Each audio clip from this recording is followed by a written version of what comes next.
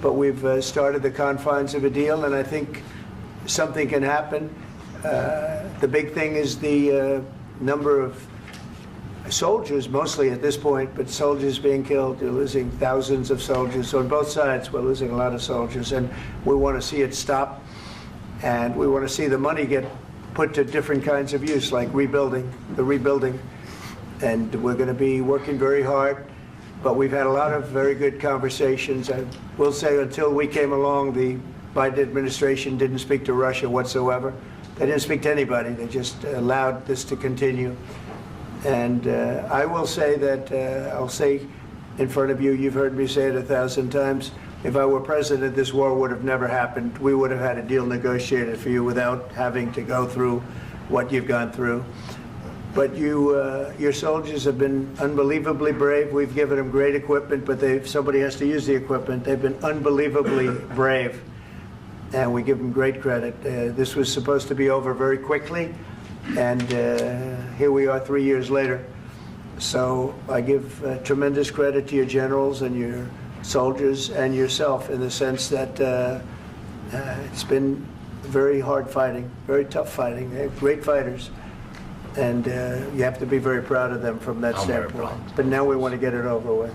It's enough, right? We want to get it over with. So it's an honor to have you here. Thank you very much for coming. We're going to sign the agreement at the conference in the East Room in a little while, right after lunch.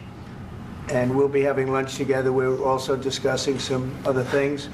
And we appreciate everybody being here. It's somewhat of an exciting moment, but the really exciting moment is when they stop the shooting and we end up with a deal. And I think we're fairly close to getting that, and an honor to have you. And please, I'd like to say something. Yeah, thank you so much, Mr. President. Thank you for invitation. And really, I hope that this first document, will be a first step to real security guarantees for Ukraine, our people, our children. I really count on it. And of course, we count that America will not stop support. Really, for us, it's very important to support and to continue it. I want to discuss it with details further during our conversation, and of course, the infrastructure or security guarantees. Because for today, I understand what Europe is ready to do. And of course, I want to discuss with you what the United States will be ready to do. And I really count on your strong position to stop Putin. And you said that enough with the war. I think that is very important, Ben, to say these words to Putin at the very beginning of war, because he is a killer and terrorist. But I hope that together we can stop him. But for us, it's very important to, to save our country, our values, our freedom and democracy, and of course, no compromises with the killer about our territories, but it will be later.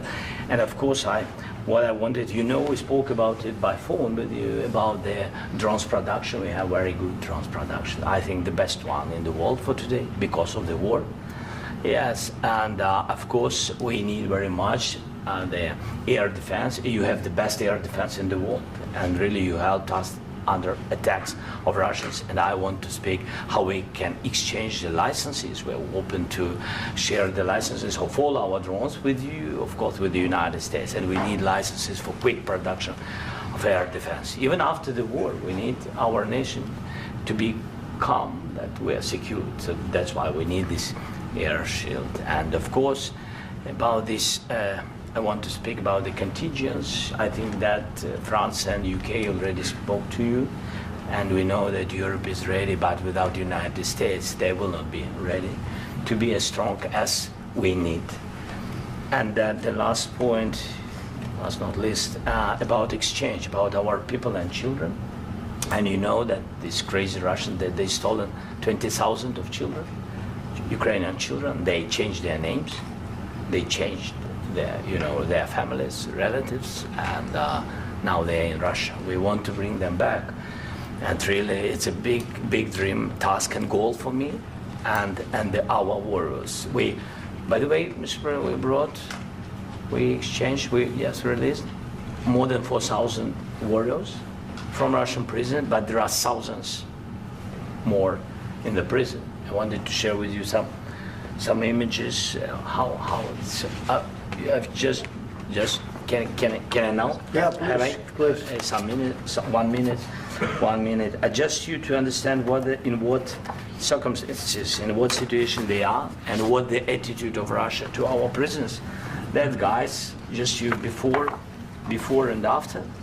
And you see before and after, just you to understand. Now thousands of such guys, ladies and men, there, and that, so they don't eat, they beat them, and they, so they do a lot of, bad things.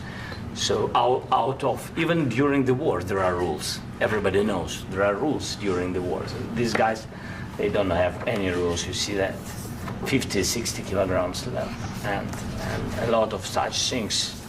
And I didn't want to show you what the changes with images of children, because I will just share with you. And I mean, it's looking tragic. Yep, that's tough stuff. Yeah, I wanted very much to give you, and you see it. Yeah. This is pastor, by the way. They stolen pastors because it's not Russian church. They stolen pastors and moved pastors to the prison. We, at the end of last year, we brought 3 pastors, and we could exchange them. And this is pastor, you see. Yeah, that's tough. Yeah. So I mean, this I wanted to show you, and this. So thank you very much. We want to get that ended, right? Yeah. Of course, we And I want. think we will. And We have to, of course. do you have any questions, please? Thank you, Mr. President. With the, how much money is the U.S. going to put into the fund that is being created today, and how does this provide long-term security for Ukraine? Well, we don't know exactly how much, because we're going to be putting some money in a fund that we're going to get from the raw earth that we're going to be taking and sharing in terms of revenue. So it's going to be a lot of money will be made from the sale and from the use of raw earth. And as you know, our country doesn't have much raw earth. We have a lot of oil and gas, but we don't have a lot of the raw earth. And what we do have is protected by the environmentalists, but that can be unprotected, but still it's not very much. They have among the best in the world in terms of raw earth. So we're going to be using that, using it for all of the things we do, including AI and including weapons and the military, and it's really going to very much satisfy our needs. So it's something that just worked out really well. We have a lot of oil, and we have a lot of gas, we have a lot, but we don't have raw earth. So this has just about every component of the raw earth that we need for computers, for all of the things we do. And This puts us in great shape. And on long-term security for Ukraine, how does this provide it? I think they're going to have great luck. I think once we make the agreement, that's going to be 95% of it. They're not going to go back to fighting. I've spoken with President Putin, and I feel very strong. I've known him for a long time, and I feel very strongly that they're very serious about it, and we'll make a deal. And when the deal is made, I don't think, we talk about security. Everyone's talking about the other day, all they talked about was security. I said, let me make the deal first. I have to make the deal first. I don't worry about security right now. We have to have a deal, because right now, last week, 2,000 soldiers died on both sides. 2,000. And they're losing 1,000, 2,000, 3,000 a week. So as we sit here and we talk, people are getting shot and dying on the battlefield. And, they're not American soldiers, but they're Russian soldiers and they're Ukrainian soldiers, and we want to be able to stop it. And we want to be able also to spend money on other things. We don't want to, this is a tremendous amount of money, and what the Biden administration did was terrible. They were giving money, but they had no security on the money. Europe, as you know, gave much less money, but they had security. It was in the form of a loan. They get their money back, and we didn't. And now, at least we're protected, because the American taxpayer has to be protected too. But this is an incredible agreement for Ukraine, because we have a big investment in their country now, and what they have, very few people have. And we're able to really go forward with very, very high-tech things and many other things, including weaponry that we're going to use in many locations, but that we need for our country. Mr. President, This allows us to do that. what do you President. Will you continue? Sorry, I'm sorry. Sending military aid? Yes, go ahead, please. If I can just, yes. In the document, there is one of the very important points. If we speak about business and investment, we never had LNG terminals in Ukraine. This document will open. I mean, the next documents, but anyway, here we see in the framework, we see a really goodwill for this. LNG terminals for us is very important, and I think for security of European continent. We have the biggest storage, gas storage. We have the biggest in Europe. Yes, yes, and we can use it. Use it for LNG. Use it for LNG, and we will do it. And really, we can help Europe because Europe really helped.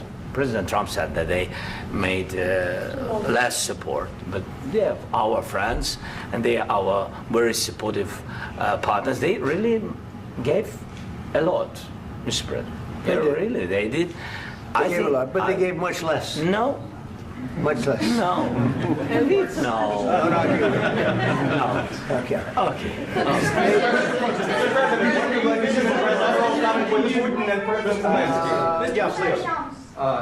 Mr. President Trump, you have repeatedly called the deal with Ukraine as a historical one. And as a President of the United States, you make historical decisions in other issues which affect America and other world. So what place in the world history do you want to take? And do you associate yourself with any famous historical figures? Yeah, I'd say George Washington, Abraham Lincoln. I would say I'm far superior to George Washington and Abraham Lincoln. Now, you know I'm only kidding, right? Because when I say that, the fake news is going to go wild. They're going to say he considers himself to be better than Washington. But you never know. You never know. I don't compare myself to anybody. I'm here to do a job. We've had a great 35 days or whatever it might be, a month, a little more than a month.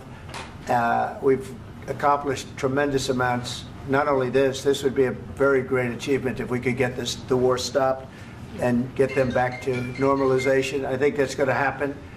We've had very good talks on both sides, as you know. But I think we've done a very good job, just generally. If you look at all of the things we've done in 30 days, they're saying there's never been a opening for a president. The first month, there's never been a first month like we've had. And this is one of the very important things. This, to me, is one of the most important things because we have tremendous death taking place as we speak, and I don't want to have that. You know, think of the parents, whether they're in Russia or Ukraine, think of the parents of all these people being killed needlessly. They came to our territory. Should have never started. This would have, if I were president, this would have never started. Mr. President, where has out your conviction? Mr. President, will you continue sending military aid to Ukraine after the U.S. signs this agreement with Ukraine? Yeah, we're going to be continuing. The question to President Zelensky: do you feel like the U.S. is on your side? That President Trump is on your side at this moment? Right. What do you think? He wants to know, do you think that, sort of a stupid question. I guess we wouldn't be here if I wasn't. I think that the United States on our side from the very beginning of occupation, and I think that President Trump on our side, and of course, I'm sure that the United States President will not stop support. This is crucial for us. It's important for us. Yes. And Putin, the president speaks about the people and the soldiers which are dying, but they came to our territory, they came to our land. They began this war, and they have to stop. And I think this is the question, with really the most important question. Can President Trump, I hope yes, with some other allies, to stop Putin, withdraw these enemies, our enemy, withdraw these troops from our land? And I think that you asked about the history, I think that if President, or when, he will stop Putin, if President Trump will bring peace to our country, I think he will be on this wall. I think. We've had very, very good talks. What about military aid to Ukraine? President Zelensky just said that there will be no compromises with Vladimir Putin. I just wanted to ask both of you. Firstly, are there compromises that you think that President Zelensky is going to have to make? And President Zelensky, is there anything that you think you may be able to offer or bring to the table, for example, elections? Thank you. I think you're going to have to always make compromises. You can't do any deals without compromises. So certainly he's going to have to make some compromises, but hopefully they won't be as big as some people think you're going to have to make. That's all. That's all we can do. I'm here as an arbitrator, as a mediator to a certain extent between two parties that have been very hostile. To put it mildly, they've been very hostile. There's been a vicious war. There's been a vicious war. You know, it's a very level battlefield, and those bullets go out, and as I've said many times, we were talking about it with Pete, many times the only thing stopping those bullets is a human body. And in the case we're talking about, generally young human bodies are stopping a lot of bullets. It's dead level. That's why it's great farmland. It's great land. It's great farmland, but there's very little protection against the bullets that are being, and other things that are being shot. So all I can do is see if I can get everybody at the table and get an agreement. And I think we're going to end up with an agreement. Otherwise, I wouldn't probably be even here today. Mr. President, I've got two questions for you. You think ultimately your legacy will be the peacemaker and not the president that led this country into another war and ended foreign wars? And I've got a question. I hope it will. I mean, I hope I'm going to be remembered as a peacemaker. This would be a great thing if we could do this. I'm doing this to save lives more than anything else. Second is to save a lot of money, but I consider that to be far less important. So I hope I'm going to, thank you, Brian, for that question. It was a nice question. I hope I'll be known and recognized as a peacemaker. This would be a great thing to solve. This is a very dangerous situation. You know, this could lead to a third world war. This was headed in the wrong direction. If this election were lost, if we didn't win this election, and by the way, we won it by a lot. That was a mandate. We won every swing state. We won the popular vote by millions and millions of votes. We won everything. The districts, you look at the areas of red, take a look at a map. This was a big mandate, and this was one of the things. I said, we're going to get this thing settled. If we didn't win, I think this could have very well ended up in a third world war, and that would not have been a good situation. What was your second And question? my second question for President Zelensky, why don't you wear a suit? You're at the highest, why don't you wear a suit? You're at the highest level in this country's office, and you refuse to wear a suit. Just want to see if do you own a suit? Yeah, problems. A lot of Americans have problems with you not Really? respecting I the don't have dignity of this such- office. I will wear a costume after this war will finish. Okay. Yes, maybe one. Maybe something like this? something like Yes, yours. sir. Yes. That'd be great. Maybe something better. I don't know. We will see. Maybe something cheaper than yeah. Thank you. Thank you. President Thank you. Trump, thank you, President Trump. You said yesterday that you have. Are you going to send more arms to Ukraine in peace? There's no peace. Yeah, we're going to have arms to Ukraine, yeah, sure. Hopefully I won't have to send very much, because hopefully we're going to have it finished. We're looking forward to finishing this quickly. We're not looking forward to sending a lot of arms. We're looking forward to getting the war finished so we can do other things.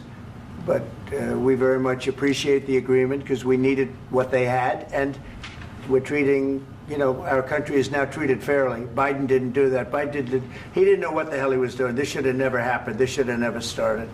But, you know, sure, the answer is yes, but hopefully we won't have to send much, because I'm looking forward to getting it done quickly, very quickly. Does that mean you'll provide security guarantees, Mr. President? I don't want to talk about security yet, because I want to get the deal done. You know, you fall into the same trap like everybody else. A million times you say it over and over. I want to get the deal done. Security is so easy. That's about 2% of the problem. I'm not worried about security. I'm worried about getting the deal done. The security is the easy part. Security is very nice. Everybody stops shooting. And now will Europe put people there? I know France is going to. I know the UK is going to. I know other countries are going to, and they happen to be right next door. We haven't committed, but we could conceivably. You know, we have security in a different form. We'll have workers there digging, taking the raw earth so that we can create a lot of great product in this country. So in that sense, you have something, but we haven't determined that yet. I will say, in speaking to France and in speaking to, and they were here, as you know, last week and just the other day, they have committed to a lot of security. I don't think you're going to need much security. I think once this deal gets done, it's over. Russia's not going to want to go back, and nobody's going to want to go back. President When this deal ends, I really believe this deal is going to be over. Question? Yeah, please go ahead. Thank you. Go ahead. Thank you so Yeah. much. Mr. President, thank you. You had President Macron and Keir Starmer at the White House this past week, both of whom praised your courage and conviction to lead the pathway towards peace. Yes. Part of that involved, though, re-engaging Russia in diplomatic relations, something that previous leaders lacked the conviction to do so. What gave you the moral courage and conviction to step forward and lead that? Well, I love this guy. Who are you with? One American News, sir. Well, that's why I like him. One American News does a great job. I like the question. I think it's a very good question. It's a pathway to peace. It's a pathway to getting something solved. And I feel that as the head of this country, I have an obligation to do that. Plus, we're very much involved. We got involved. It's too bad we got involved because there should have been no involvement, because there should have been no war. And there shouldn't have been October 7th. That would have never happened. As you know, Iran was broke. They had no money to give to Hezbollah. They had no money to give to Hamas. They were stone cold broke. And then under Biden, they became rich as hell. They went from no money to $300 billion in a period of 4 years. And they gave a lot of that money away, and you see what happened. And that's a real mess also that we hope to be able to solve. But no, I appreciate your question very much. I feel I have an obligation to try and do something to stop the death. If I can answer. Yes, if I can answer. Please, Sorry. go ahead. Please. And I do like your clothing, by the way. Yeah, really? Even though I think he's a great guy, by the way. But I don't know if you two like each other. But you know what? I think he's dressed. I think he's dressed. I like this guy. I don't know I think him. he's dressed beautifully. So I have more serious things than answer on such a Yes, question. sure, that's I will okay. answer on more serious That's a good question if statement. I can. That's good. Yeah. So please, about security guarantees and about just ceasefire. We can't just speak about ceasefire and speak and speak. It will not work. Just ceasefire will never work, because I'm like a president. I have this experience, and not only me. Ukraine before my presidency, from the 2014, Putin broken 25 times. 25 times he broken his own signature. 25 times he broken ceasefire. But he never broke to me. He never broke to me. No, you were the president. He You were never the broke- president he during. never broke to me. In 2016, you've been the president, Mr. President. You've been the president, but he had, of course, not with you, but he had during those period. He had conversations with our side, and we had Normandy format. The France, Germany, Ukraine, and Russia, and he broken 25 times. That's why we will never accept just ceasefire. It will not work without security guarantees. Security guarantees, maybe President is right about this document and other, but this document is not enough. Strong army is enough, because his soldiers afraid, Putin's soldiers afraid of our soldiers when we're strong enough. If we are not strong enough, if we are empty, if our storage is empty, we can't defend our land. Today, he knows that we have all the world knows that we have meeting. Yes, why he's using ballistic? Putin today using ballistic on our hospitals, schools, and etc. Ballistic. So he knows that we are here, and that President Trump is really have goodwill to stop this war. And you hear now the president. So why he's using? So he doesn't want to stop. He doesn't want. But I hope that we will do it. Really, we'll do it. Security, when we speak about security guarantees, when the Europeans are ready for contingents, they need USA backstop. If there will not be United States, we will not never have any contingents, strong contingents from the Europeans, because they don't want to divide alliance, connection between the United States and the main and strongest ally and Europeans. And this is crucial, this is important. That's what we want to speak about very much. This is very important. And air defense. So air defense, really, we have big deficit with all these systems, and we need to provide this. We need it very much. Otherwise, Putin will never stop, and will go further and further. He doesn't want. He hates us. You know, it's not about me. He hates Ukrainians. He thinks that we are not a nation. He thinks, and he shared these thoughts. I think maybe with your team also. I don't know, but with all the Europeans, in media, officially and not, he always said that there is no such country, such nation, such language, and such life like Ukrainian. No, he really doesn't respect all the Ukrainians, and he wants to destroy us. And you are right, Mr. President. That's 2%. This document, maybe other documents, it's a very good start, very good, but it will not enough to stop this person. Should Russia pay to rebuild Ukraine? Mr. President, under these Should Russia pay to I asked rebuild Ukraine? They have to Zelensky pay. this question. You This didn't is like the rule. because This is the rule of because the war. I'm This is sorry. the rule of the war. During all the centuries, all the history, this is the rule of the war. Who began, those pay. Do you agree, This is the President rule. Putin began this war. He has to pay all money for innovation. He has to pay. Of course, some Russian assets, what we have in Europe, about 300 billions, we can use them. We can use for innovation and buy military support from the United States also. We can do it, but it's not enough. It's not enough. President, under these circumstances, do you envision a trilateral summit with Putin and President Zelensky? Wait 1 second. I asked this question that you didn't like because I wanted to know if you want to position yourself in the middle between Russia and Yes. Ukraine or on the Ukraine side. No, I'm in the middle. I want to solve this thing. I'm for both. I want to get it solved. And it's wonderful to speak badly about somebody else, but I want to get it solved. If we can solve it, great. If we can't solve it, they're going to have to fight it out, and who knows what's going to happen. But I want to see it get solved. May I follow up? One more question about U.S. troops in Europe.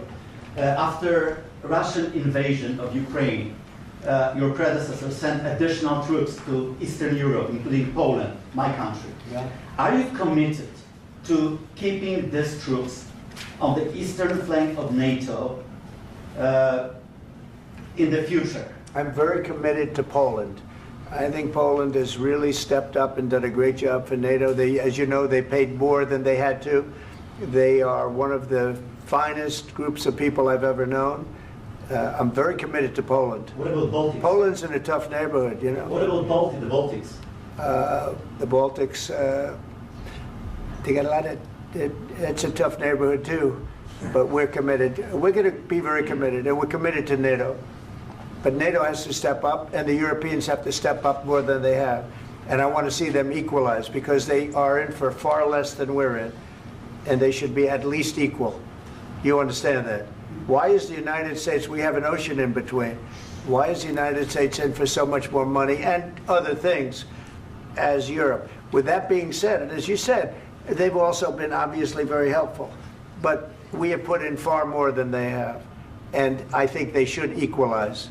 Mr. President, Yeah, please, go ahead. ask you about the agreement again today. What changed between the first time that Secretary Bessent gave President Zelensky the agreement and today for the signing? We made a deal. So What was the I'm just- deciding factor? I'm a business person. We made a deal. That's what changed.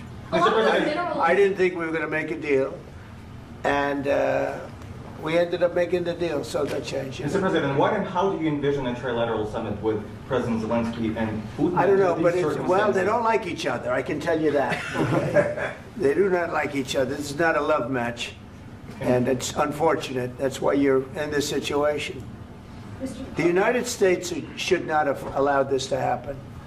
Okay? The United States, run by a man that didn't know much. I'm going to be very nice.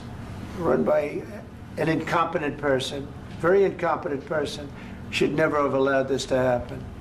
I've stopped wars. I've stopped many wars. My people will tell you, I stopped wars that nobody ever heard about. I stopped wars before they ever started. You can look at some of, I could give you a lot of nations that would tell you right now they were probably going to war. I could tell you right now there's a nation thinking about going to war on something that nobody in this room has ever even heard about. Two smaller nations, but big, still big. And I think I've stopped it. But this should have never happened. Mr. President. About sorry, just a second. About any negotiations. First of all, I want really to tell you, and I think that everybody understands that Ukraine, modern Ukrainians, nobody wants to stop this war. But at the future, any negotiations, it's understandable that two sides of the war, not Russia and the United States, because this is not the war between Russia and the United States. This is war of Russia against Ukraine and Ukrainian people. So these two sides will be at the anyway will be at the negotiation table. Then of course United States, like the strongest partner of the Ukraine, and of course Europe. I think Europe is very important. I want to speak about it with the president. Yes, Europe is very important for us because we really defend Europe for today. All Europeans really recognize that we are defending the line, and they have real life, and our people are dying. That's why they helped us. And also, it's about the NATO. Yes, between, like the president said, you have big, nice ocean.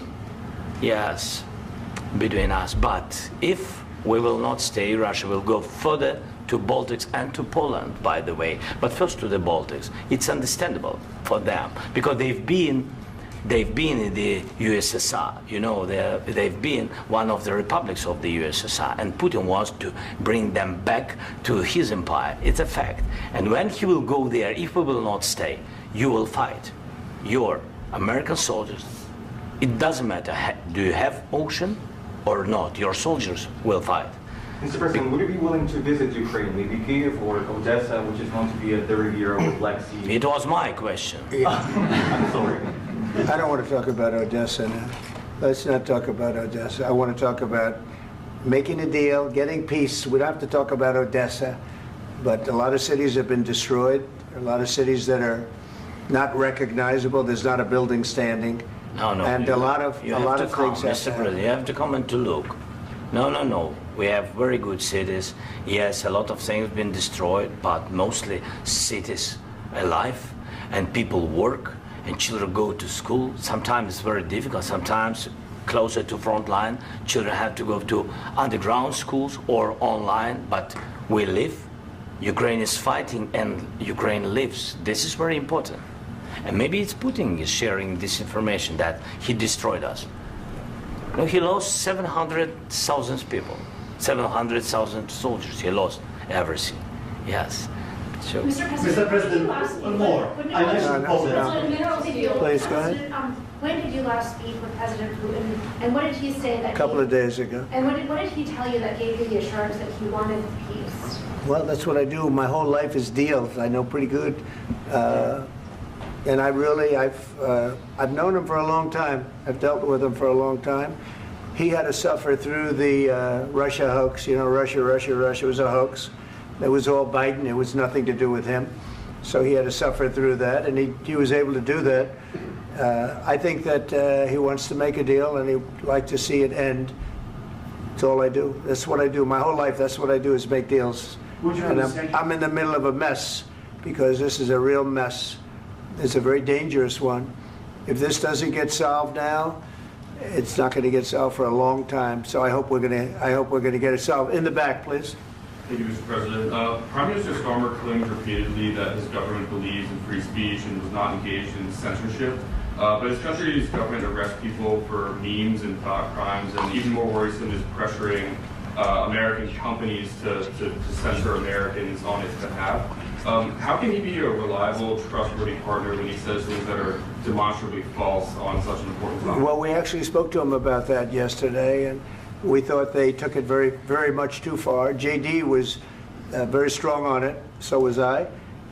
So was Marco. And we've been speaking to him about it. Marco, would you like to say something about that? Yeah, we have concerns, obviously, with the conduct of those, particularly as it impacts Americans. And there's real concern that American speech, which is online, could fall into the hands of British or any country's jurisdiction. And so this is a point the Vice President made at Munich, and I think it's a very compelling one, that what unites us with Europe, as much as anything else, is these shared values, and one of them being free speech. And so if Americans are threatened by it, we're going to need to take action in that regard. Mr. President.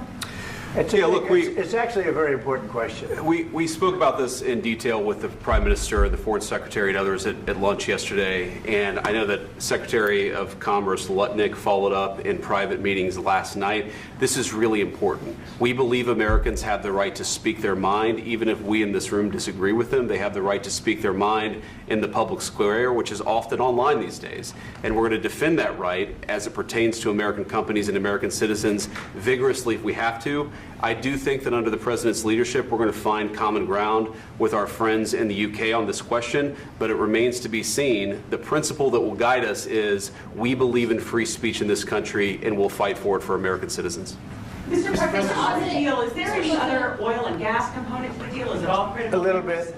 We'll see. On LNG? But we're not really looking for that so much. We got a lot. We have more than anybody in the world, by far.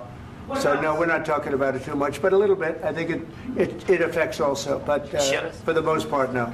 And sir, is there any agreement from Ukraine to purchase U.S. LNG as part of the deal, or is that on the table at all? No, we don't need that. Mr. President, I just wanted to ask you about, you just mentioned that you'd spoken to Vladimir Putin a couple of days ago. Just to be clear, that's a new call, not the one that you... I've spoken to him on numerous occasions. Okay, and how was the latest call?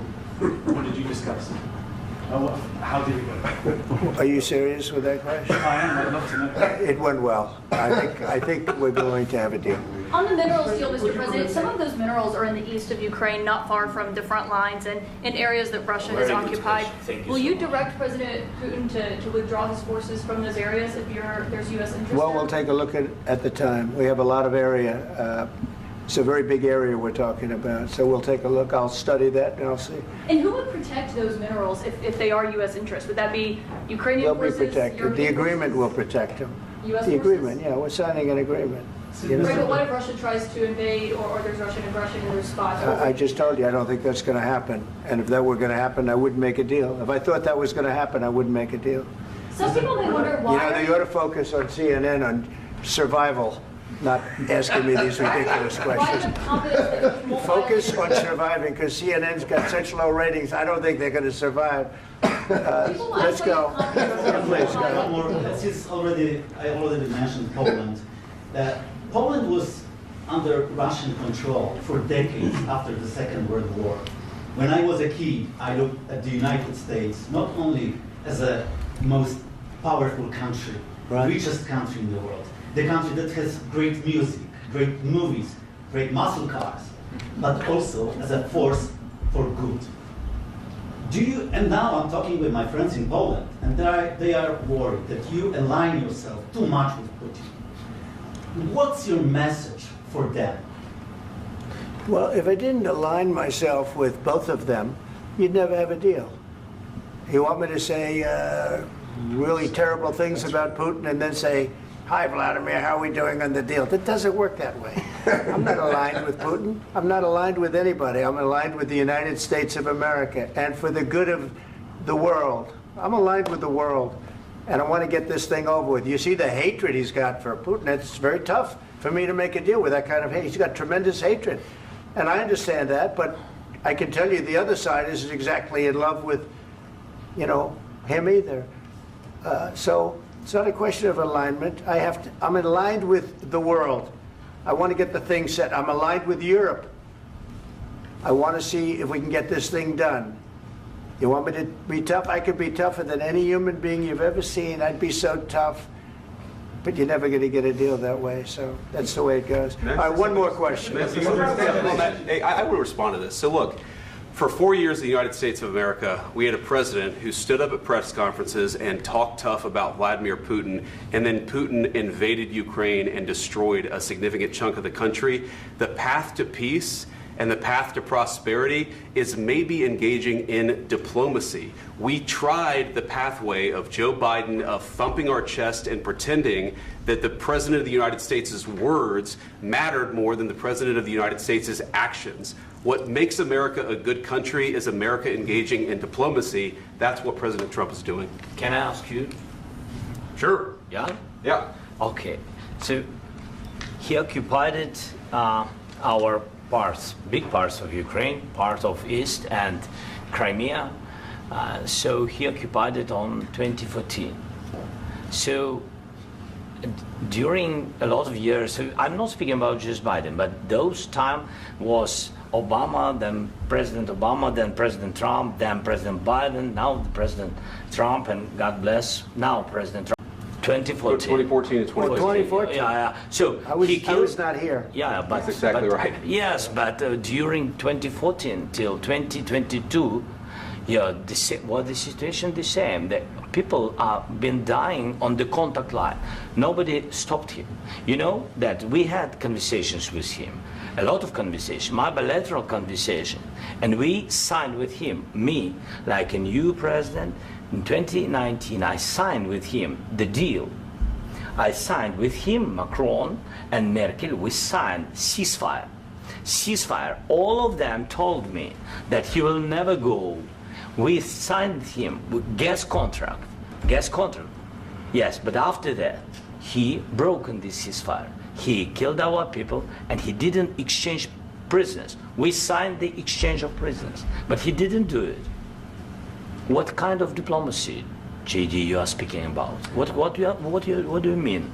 I'm talking about the kind of diplomacy that's going to end the destruction of your country. Yes, but if you Mr. President, with respect, I think it's disrespectful for you to come into the Oval Office and try to litigate this in front of the American media. Right now, you guys are going around and forcing conscripts to the front lines because you have manpower problems. You should be thanking the President for trying to bring an end to this conflict. Have you ever been to Ukraine that you say what problems we have? I have been to. Come once. I've actually watched and seen the stories, and I know what happens is you bring people, you bring them on a propaganda tour, Mr. President. Do you disagree that you've had problems bringing people into your military? And do you think that it's respectful to come to the Oval Office of the United States of America and attack the administration that is trying to prevent the destruction of your country? A lot of questions. Let's start from the beginning. Sure. First of all, during the war, everybody has problems, even you, but you have nice ocean and don't feel now, but you will feel it in the future. God bless. You don't know that. God bless. God bless. You will not have a war. Don't tell us what we're going to feel. We're trying to solve a problem. Don't tell us what we're going to feel. I'm not telling you. Because you're in no position to dictate that. That's exactly what you're doing. You're in no position to dictate what we're going to feel. We're going to feel very good. You will feel influence. We're going to feel very good and very strong. You will feel influence. You're right now not in a very good position. You've allowed yourself to be in a very bad position, and he happens to be right about it. From the very beginning of the war. You're not in a good position. You don't have the cards right now. With us, you start having not cards. Playing cards. Right now, you don't. You're playing cards. Mr. President. You're playing cards. Serious. You're gambling with the lives of war. millions of people. You're gambling with World War III. You're gambling with World War III. And what you're doing is very disrespectful to the country, this country. That's back to you. Far more than a lot of people said they should have. Have you said thank you once? This entire meeting? No, in this entire meeting, have you said thank you? Today. You went to Pennsylvania and campaigned for the opposition in October. Offer some words of appreciation for the United States of America and the president who's trying to save your country. Please, you think that if you will speak very loudly about the war, you can... He's not speaking loudly. He's not speaking loudly. Your country's in big trouble. Can I Wait a answer? minute. No, you've done a lot of talking. Your country is in big trouble. I know. You're not winning. I know. You're not winning this. You have a damn good chance of coming out okay because of us. Mr. President, we are staying in our country, staying strong from the very beginning of the war. We've been alone, and we are thankful. I said thanks you haven't in been this alone. cabinet, You and haven't not been only alone. in this cabinet. We gave you, through this stupid president, $350 billion. You voted we gave for you your military president. equipment, and voted you for men your are brave, president. but they had to use our military. What about if you didn't have You our invited military me- equipment, You invited if me you to didn't speak. have our military equipment, this war would have been over in 2 weeks. In 3 okay? days, I heard it from Putin. In 3 days, this is something Maybe new. less. In 2 weeks, of course, yes. It's going to be a very hard thing to do business like this. I Again, tell you. just say thank you. I said a lot of times to American people. Accept that there are disagreements, and let's go litigate those disagreements rather than trying to fight it out in the American media when you're wrong. We know that you're wrong. But you see, I think it's good for the American people to see what's going on. I understand, sir. I think it's I very understand. important. That's why I kept this going so long. You have to be thankful. You don't have the I'm cards. thankful. You're buried there. Your people are dying. tell you You're again, running low I know. on soldiers. Don't- Listen, don't please, you're running Mr. low President. on soldiers. It would be a damn good thing. Mr. And then President. then you tell us, I don't want a ceasefire. I don't want a ceasefire. I want to go and I wanted this. Look, if you could get a ceasefire right now, I tell you, you take it so the bullets stop flying and your men stop getting killed. Of course, we want to stop the war. But you're I saying said- you don't want a ceasefire. But I said to you, I want a ceasefire. with guarantees. Because you'll get a ceasefire faster than an agreement. Ask our people about ceasefire, what they think. That wasn't it doesn't with matter me. for you what That what wasn't this with me. means. It That was wasn't with you. a guy named Biden who was not a smart person. This That is was your, with, this that was is with your Obama. president. It was your president. Excuse me. That was with Obama, who gave you sheets, and I gave you javelins. Yes. I gave you the javelins to take out all those tanks. Obama gave you sheets. In fact, the statement is Obama gave sheets and Trump gave javelins. You got to be more thankful, because let me tell you, you don't have the cards. With us, you have the cards. But without us, you don't have any cards. One more question to Mr. Vice President. I'm sorry. It's going to be a tough deal to make, Um, because the attitudes have to change. What if Russia breaks ceasefire? What if Russia breaks peace talks? What do we do then? I understand that it's a heated conversation right now. What are you but saying? what She's if asking, what if Russia Putin breaks the breaks ceasefire? What if anything? What if a bomb drops on your head right now? But they have Okay? broken ceasefire. What if they broke it?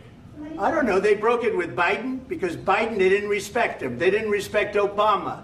They respect me. Let me tell you, Putin went through a hell of a lot with me. He went through a phony witch hunt where they used him and Russia.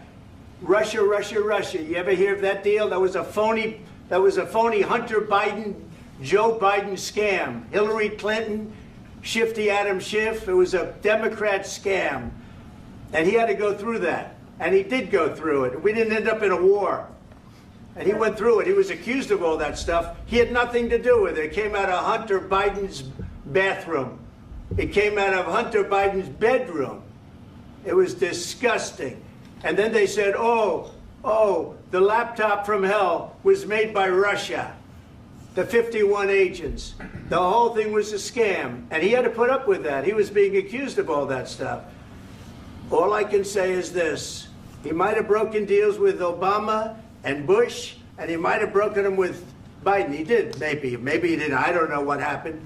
But he didn't break them with me. He wants to make a deal. I don't know if you can make a deal. The problem is, I've empowered you to be a tough guy. And I don't think you'd be a tough guy without the United States. And your people are very brave. But you're either going to make a deal or we're out. And if we're out, you'll fight it out. I don't think it's going to be pretty, but you'll fight it out. But you don't have the cards. But once we sign that deal, you're in a much better position. But you're not acting at all thankful. And that's not a nice thing. I'll be honest.